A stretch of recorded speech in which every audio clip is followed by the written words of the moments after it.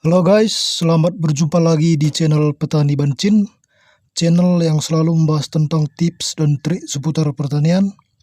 Sebelumnya saya mau ucapin dulu buat teman-teman kami muslim selamat Hari Raya Idul Fitri. Semoga di hari raya ini apa yang menjadi impian kita semoga terkabul. Amin.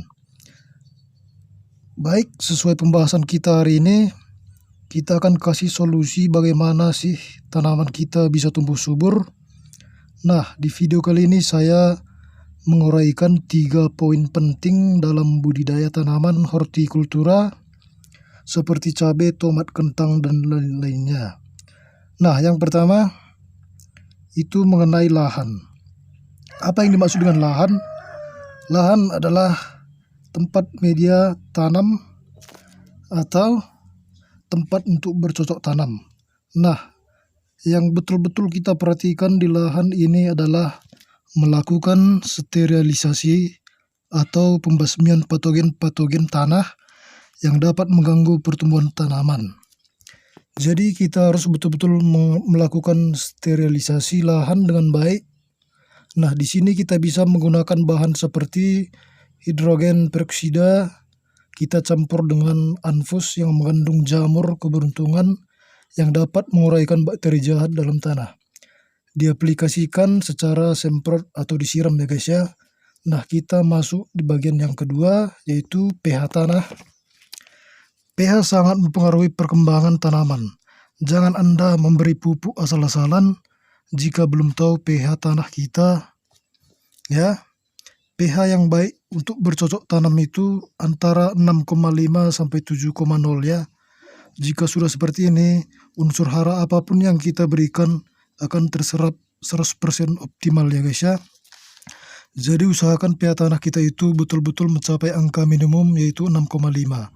Nah, kenapa tanaman kita tidak berkembang dengan baik? Mungkin pH tanah kita tidak baik ya guys ya. Jika pH tanah Anda itu di bawah angka 6,5 sampai 6,0, maka unsur hara tidak terserap secara optimal ya guys ya. Jangan sekali-kali kita menyalahkan produk pupuk. Nah, apalagi pH tanah kita di bawah angka 6,0, maka unsur hara apa saja yang kita berikan akan sia-sia ya guys ya. Jadi intinya usahakan pH tanah kita itu benar-benar 6,5 sampai 7,0 ya guys ya. Nah, pada bagian ketiga itu perawatan.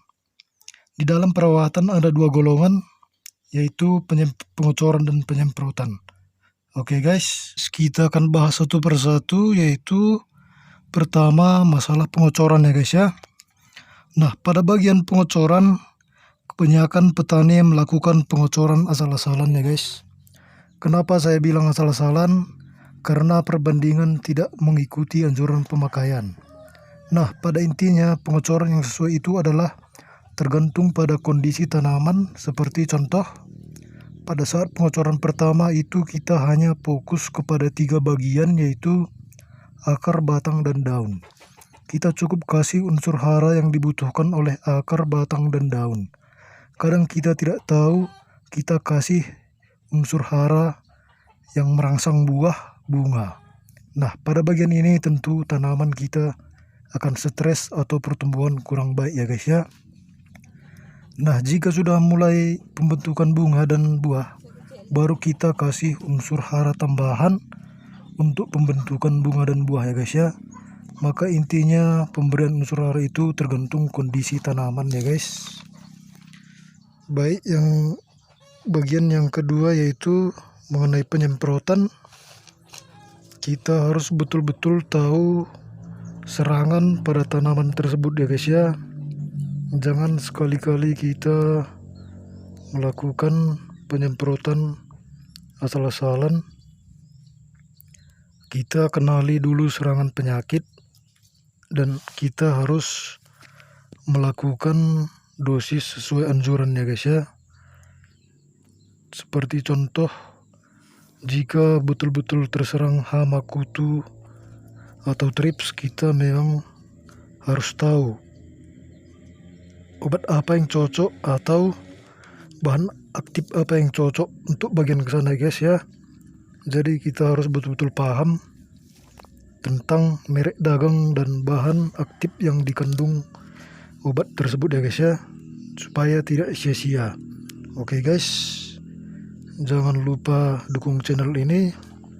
Semoga video kali ini bermanfaat dan bisa membantu para petani sekalian. Terima kasih, sampai jumpa.